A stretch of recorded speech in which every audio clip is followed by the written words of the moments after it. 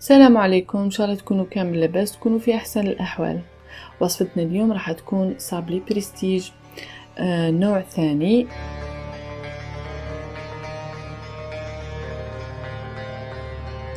اذا تعمدت يكونوا هذه الوصفات يكونوا بدون شوكولا وبدون جلاساج، يكونوا وصفات خفيفة وبسيطة للمناسبات الخفيفة، بما انه جايين نجاحات ان شاء الله. خليكم معي حتى اخر الفيديو باش تشوفوا المقادير وطريقة العمل والوصفة كاملة.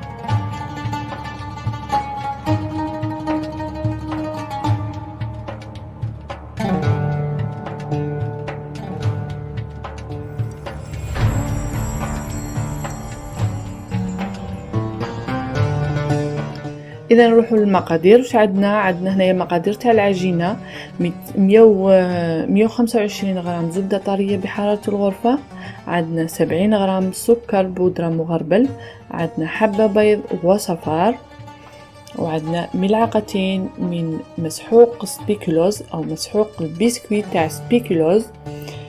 اللي ما عندهاش هذا البسكويت تستعمل بسكويت عادي يعني ناتور، تزيد له قرصه تاع قرفه. عندي ملعقتين كبيرتين من الزيت، وعندي فرينة اللي هي 250 غرام.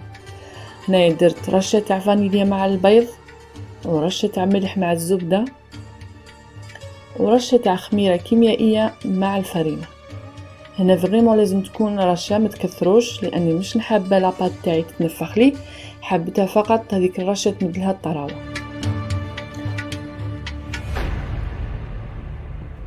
نبدأ نخلط المكونات. راح ندير الزبدة والسكر والزيت،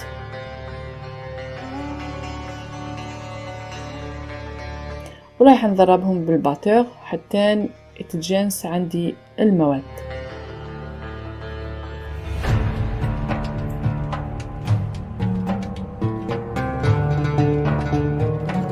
طبعا انا هنايا حبست باش نغاكلي لي بور باش نهبطهم ونشوف اذا تجانست المواد ولا لا مع بعض.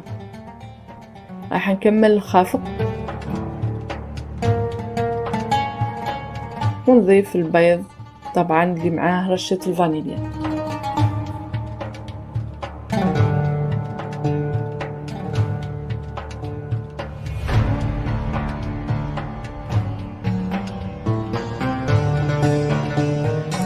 اذا هنا راح نكمل لاباط تاعي، نزيد لها ملعقتين كبيرتين من مسحوق سبيكولوز،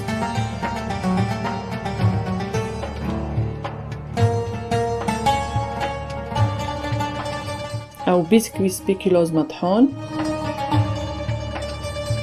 ورايحه نبدا نضيف في الفرينه تاعي.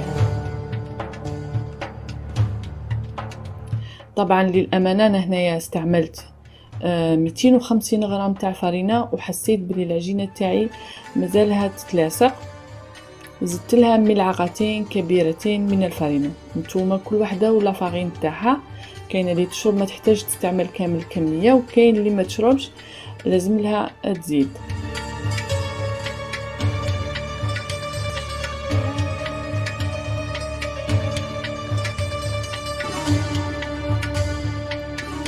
اذا تحصلت على عجينه طريه وفي نفس الوقت ما تلصقش في اليد، راح نغلفها ونحطها جانبا ترتاح. ورايحه نروح نجيب لي مول تاوعي اللي راح نستعملهم. هذو الليمون ما يحتاجوش اني ندهنهم لانهم ما يلصقوش، راح يبانوا لكم باللي مسطحين، ولكن نورمال هذاك هو الغرض منهم باش نلصقوا زوج مع بعض.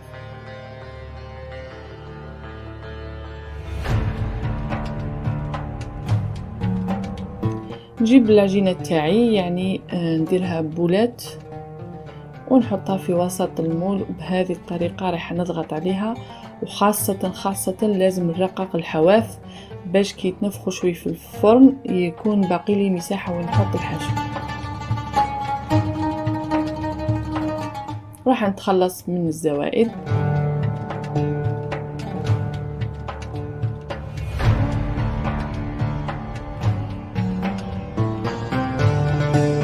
فوالا بهذا الشكل. ورايحه نزيد معاكم حبه ثانيه.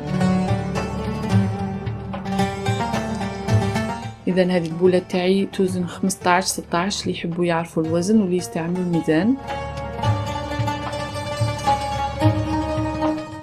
15-16 غرام.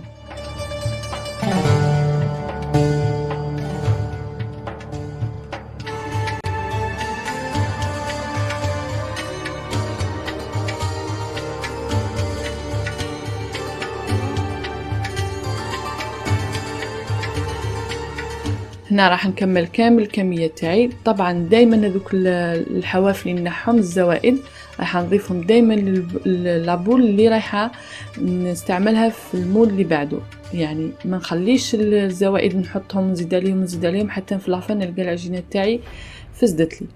اذا هنا بعد ما كملت راح نحطهم في الثلاجة يبردوا 15 دقيقة، ومن بعد ندخلهم على فرن مسخن مسبقا على 180 درجة. راح يدوا معايا من 12 ل 15 دقيقة فقط، يدوا اللون الذهبي الخفيف، ونحهم نحطهم جانبا يبردوا.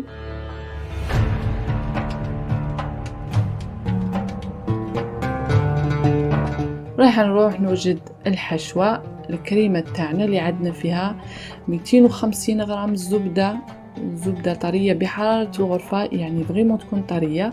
عندنا 130 غرام حليب مركز محلى، وعندنا ملعقتين كبار من مسحوق سبيكيلوز، ملعقتين كبار من الزيت والفانيليا ولا باتا تارتيني سبيكيلوز. انا استعملت هنا لا مارك لوتوس. ابخي اذا ما لقيتوش هذه لاباتا تارتيني تقدروا تستعملوا النوتيلا، ولكن ما ديروهاش في لاباط، تكتفوا بالمسحوق سبيكيلوز فقط. عفوا ما ديروهاش في الكريمات، تكتفوا بالمسحوق سبيكيلوز فقط. في الحشو ديروا النوتيلا. دوكا كي نوصلوا للمرحله هذه كان نقول لكم عليها.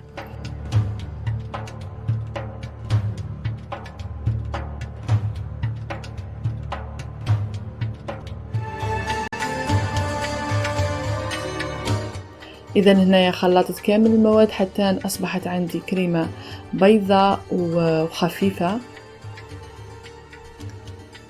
نضيف عليها الحليب وراح نكمل نضرب حتى نحسها فريمون ولات عندي كريمه خفيفه جدا.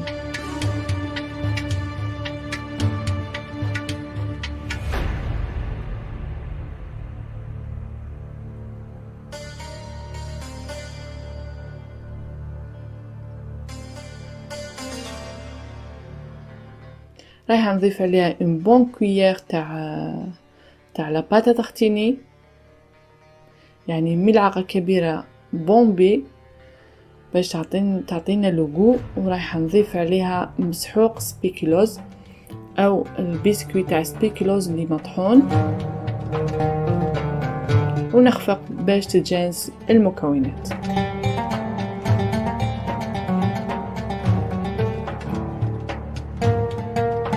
هنايا الكريمه تاعنا راها واجده.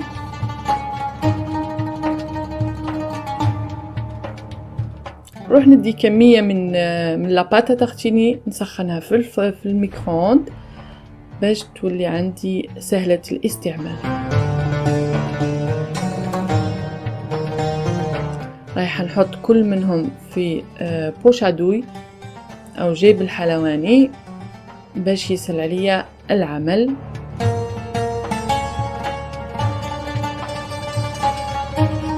في إناء كبير رايح نحط السبيكيلوز كونكاسي، يعني سبيكيلوز مجروش، ورايحة نبدأ نفخسي الحبات تاوعي. خليكم تشوفوا كيفاش نخدم.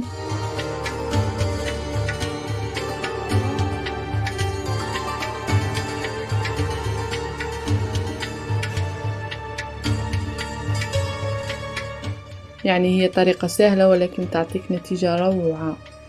في الحواف رايح ندير لهم لاباتا تارتيني بهذا الشكل، دائما بالاستعانة بلا بوشادوي، ورايحة نغطيهم بهذاك السبيكيلوز كونكاسي.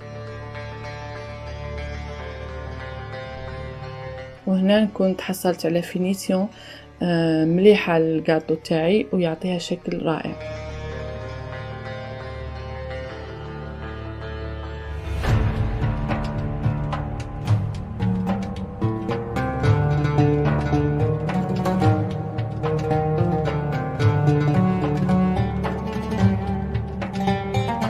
اذا هنا نجي مرحلة التزيين، عندي جلوكوز وعندي حبات من اللوز. راح نحط نقاط على كل حبة، نقطتين من الجلوكوز، ورايح نثبت عليهم نثبت بيهم حبات اللوز. طبعا هنا التزيين يبقى اختياري، كل وحدة تحط اللمسة تاعها اللي حبتها هي، وانا حبيتهم يكونوا سامبل كما قلت لكم، يكون تزيين بسيط.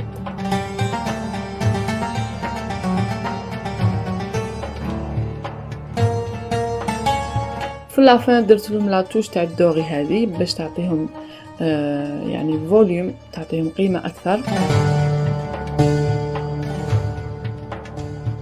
خرجوا لي الحبات روعة روعة، مذاقا وشكلا، يعني فريمون يستحقوا التجربة. جربوا، راح يعجبكم بزاف بزاف. اذا هذا هو الكاطو تاعنا تاع اليوم. راح نقسم معكم حبة باش تشوفوها من داخل كيفاش دايرة. راح يكون ميلونج بين الكروكون والفوندون. اذا هذاك الصابلي يكون قرمشة روعة، وهذيك الكريمة راح تعطيك هذاك اللوغو تاع القرفة. يعني اللي تحب اللوغو تاع السبيكولوز مركز، زيدي رشة تاع قرفة في لابات، وزيدي رشة تاع قرفة في الكريمة، وانتي متحصلة على واحد الذوق روعة.